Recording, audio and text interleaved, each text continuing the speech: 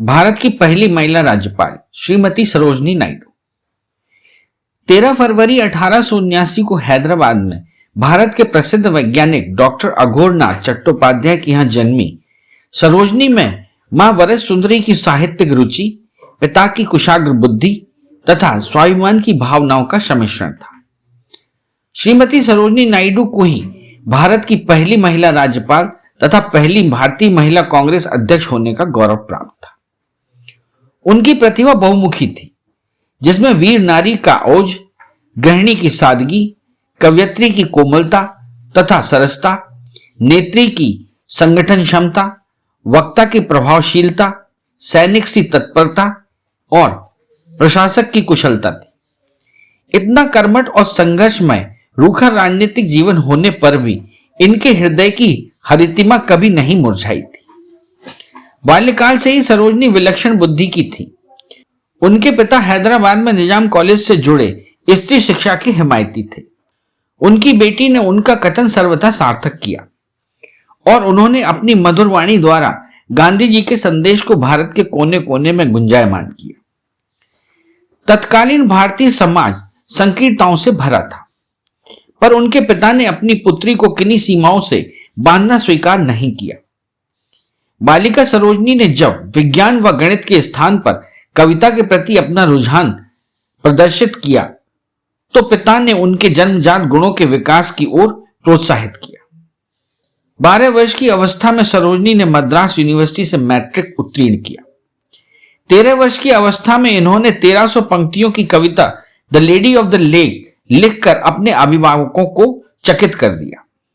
कुछ समय बाद उन्होंने 2000 पंक्तियों का फारसी नाटक मेहर मुनीर लिखा, जिसकी कई प्रतियां छपवाकर श्री चट्टोपाध्याय ने अपने मित्रों में वितरित की। इसके बाद एक प्रति हैदराबाद के निजाम को भी भेंट की। हैदराबाद निजाम ने सरोजनी की प्रतिभा से प्रभावित होकर उन्हें विदेश में साहित्य अध्ययन हेतु छात्रवृत्ति प्रदान की। 1895 में वह विदेश गईं और लंदन के किंग्स कॉलेज व कैम्ब्रिज यूनिवर्सिटी में सरोजनी ने 3 वर्ष तक शिक्षा प्राप्त की। इस दौरान स्वास्थ्य खराब हो जाने के कारण वह भारत लौटी। इंग्लैंड प्रवास के दौरान उनकी मुलाकात दक्षिण भारतीय डॉक्टर गोविंद राजुलू नायडू से हुई। भारत लौटने के 3 माह बाद उन्होंने डॉक्टर नायडू से अंतरजातीय प्रेम विवाह कर लिया। यद्यपि सरोजनी एक जन्मजात कवयित्री थी, तथापि देश की पुकार पर उन्होंने कर्तव्य तथा कविता के मध्य समझौता कर लिया। श्रीमती नायडू 1913 में प्रथम बार राजनीति मंच पर आईं, जबकि मुस्लिम लीग सेशन में उन्होंने हिंदू मुस्लिम एकता के दूत के रूप में कार्य किया तथा ओजस्वी भाषण दिया। 3 वर्ष बाद 1916 में सरोजनी नायडू ने श्रीमती एनी बेसेंट का सहयोग करते हुए कांग्रेस अधिवेशन में अपने भाषण में स्वायत्त शासन की मांग रखी। राजनीतिक जीवन के प्रारंभ में ही 1916 में जब वह गोपाल कृष्ण गोखले से मिली, तब उन्होंने इन्हें इन शब्दों से प्रेरित किया: अपने स्वप्न गीत, विचार तथा जीवन आदर्श सभी कुछ भारत माता को समर्पित कर दो। भारत के सुप्त मानस को जगाओ। उनमें निराशा के अंधकार को दूर करके आशा का प्रकाश भरने पर ही तुम्हारी कविता सार्थक होगी। इस प्रकार का राष्ट्र जागरण मंत्र लेकर वह स्वतंत्रता संग्राम में कूद पड़े। उन्होंने पाया कि कांग्रेस के जन्म काल से ही स्त्रियां किसी न किसी रूप में अपनी भूमिका अदा करती आई थी। स्त्री संगठन इनमें राजनीति जागृति लाने में सहायक रहे।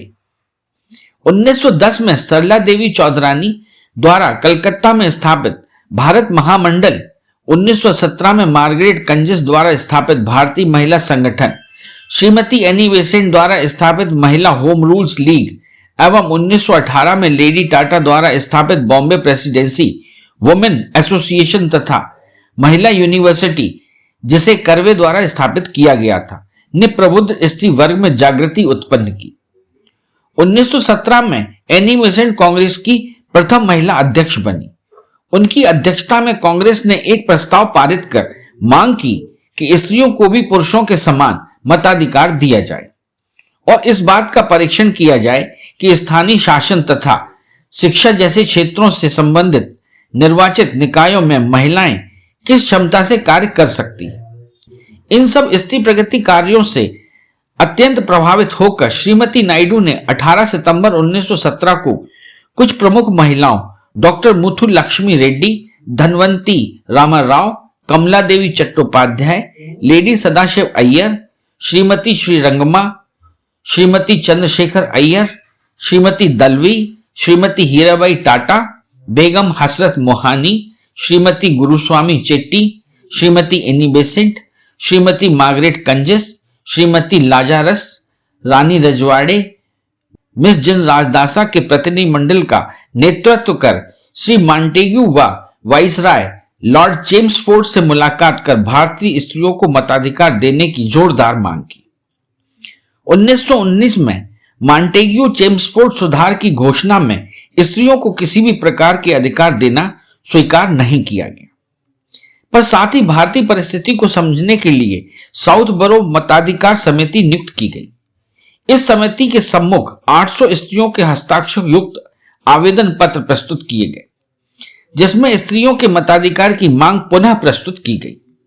उक्त समिति ने निर्णय दिया कि भारत में स्त्रियों के मताधिकार देने के लिए अनुकूल वातावरण अभी नहीं है।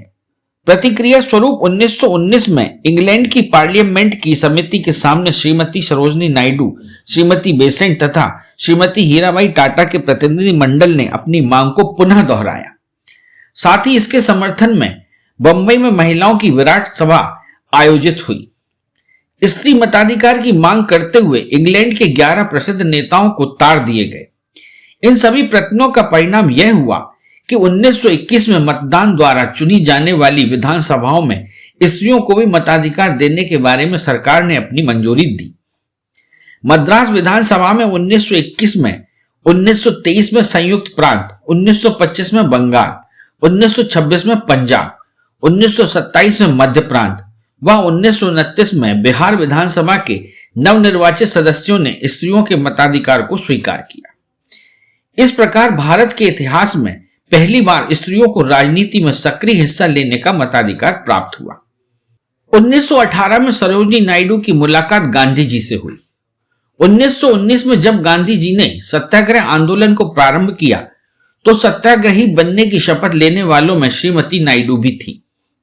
तत्पश्चात सत्याग्रह आंदोलन के प्रचार हेतु वे बंबई, मद्रास, अहमदाबाद आदि स्थानों पर गईं, जहां रॉलेट एक्ट के विरुद्ध अपना विद्रोह प्रदर्शित करने के लिए स्त्रियों को प्रेरित किया तथा जघन्य कांड जलियांवाला की सत्यता व अंग्रेजों के दमन की सूचनाएं स्त्रियों को देकर उन्हें भारत के स्वतंत्रता आंदोलन में सक्रिय प्रवेश हेतु स्थान स्थान पर भाषण देकर निमंत्रित किया। उन्होंने अंग्रेज सरकार द्वारा प्रतिबंधित साहित्य चुपचाप बेचा, स्थान स्थान पर सत्याग्रह का आयोजन किया। 1920 में वह हृदय रोग से पीड़ित होने के कारण स्वास्थ्य लाभ हेतु इंग्लैंड गई। स्वास्थ्य खराब होने के बावजूद उन्होंने लंदन के किंग्सले हॉल में जलियांवाला बाग कांड, पंजाब में मॉन्ट्रियल कानून लागू करने में स्त्रियों पर किए गए पुलिस अत्याचार पर निर्भीक तथा तथ्यपूर्ण भाषण दिए। लंदनवासी श्रोतागण भी इनकी वक्तव्य कला से सिहर उठे तथा उनकी दबी जबान में देशभक्तिपूर्ण कार्य की प्रशंसा हुई। इंग्लैंड की संसद में पंजाब मसले पर हुई बहस में उन्होंने भाग लिया था। अन्य प्रतिभागियों से मिलकर तथा प्रमाणित तथ्य देकर सभी का ध्यान आकर्षित करने में सफल हुई। श्रीमती नायडू ने उसी वर्ष जिनेवा में हुए अंतरराष्ट्रीय सम्मेलन में भाग लिया और 1920 में ही भारत लौट आए। असहयोग आंदोलन में उन्होंने गांधी जी के कार्यों में सहयोग किया। 1921 में प्रिंस ऑफ वेल्स के आगमन पर बंबई में हुए दंगों में श्रीमती नायडू ने उत्तेजित भीड़ को कई स्थानों पर शांत किया। उसी संदर्भ में मिला केसरे हिंद मेडल उन्होंने सरकार को लौटा दिया। 1922 में जब गांधी जी गिरफ्तार हुए तब उन्होंने सरोजनी नायडू के लिए संदेश दिया, तुम्हारे हाथों में मैं भारत की एकता का भार विश्वास पूर्वक सौंपता हूं। 1922 में पुनः स्वास्थ्य लाभ हेतु वे सीलोन गई, जहां उन्होंने भारतीय स्वतंत्रता आंदोलन के कारणों पर प्रकाश डाला।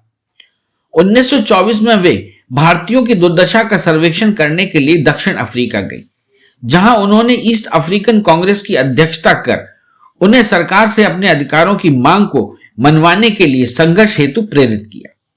1925 के कांग्रेस के 48वें अधिवेशन में कानपुर में वह प्रथम भारतीय महिला अध्यक्ष चुनी गई। 1926 में वह दूसरी बार पुनः अध्यक्ष निर्वाचित हुई। 1928 में वह अमेरिका गई, जहां उन्होंने करीब 200 सभाओं में भाषण देकर वहां की जनता को भारत की दशा से परिचित कराया। 1929 में वह इंग्लैंड गई, जहां इंग्लैंड की सरकार के सदस्यों से उन्होंने भेंट की। 1929 में भारत लौटने के बाद प्रथम प्रांतीय संयुक्त प्रांत युवा कॉन्फ्रेंस की अध्यक्षीय भाषण में उन्होंने युवा वर्ग को आंदोलन के लिए अपना सर्वस्व होम करने को प्रेरित किया।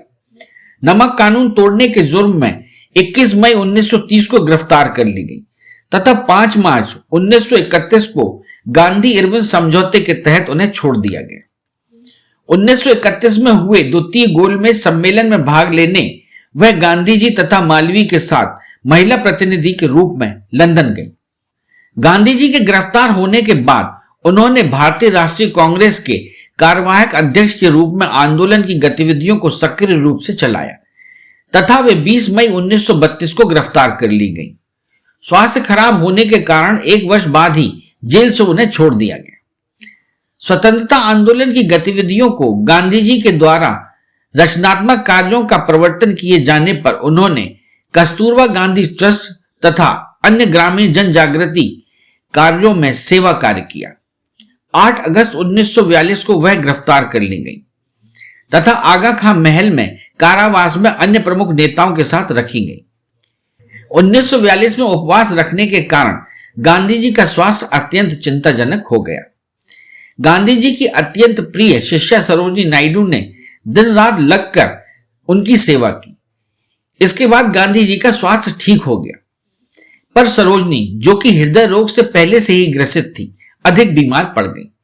जेल अधिकारियों ने उनके बुरे स्वास्थ्य के कारण उन्हें समय से पूर्व रिहा कर दिया। इस प्रकार गांधी जी के आदेशों का पालन करती हुई वह स्वतंत्रता आंदोलन में संघर्षरत रही। 1948 में वह उत्तर प्रदेश की प्रथम राज्यपाल बनाई गई। राज्यपाल के रूप में उन्होंने अपनी प्रशासनिक योग्यता का अपूर्व परिचय दिया। वे अत्यंत हंसमुख व मिलनसार थी। बड़े बड़ों से परिहास करने में वह नहीं चूकती थी। वह गांधी जी को मिकी माउस, नेहरू जी को सुंदर राजकुमार, सरदार पटेल को बारदोली के बैल तथा श्री कृपलानी को नरकंकाल के नाम से संबोधित करती थी। उन्हें भारत कोकिला उपाधि से विभूषित किया गया। सादा जीवन, कर्म, सेवा, त्याग की भावना, ममतामय हृदय वाली श्रीमती सरोजिनी नायडू अपने पीछे सुकीर्ति का एक ऐसा दीपक जलाकर गई हैं जो सदियों तक देशवासियों को प्रकाश देता रहेगा। 2 मार्च 1949 को वह परलोकवासिनी हो गई। अरे हाँ, इस चैनल को लाइक और सब्सक्राइब करना ना भूलें। देखते रहिए बंजारा बीट्स।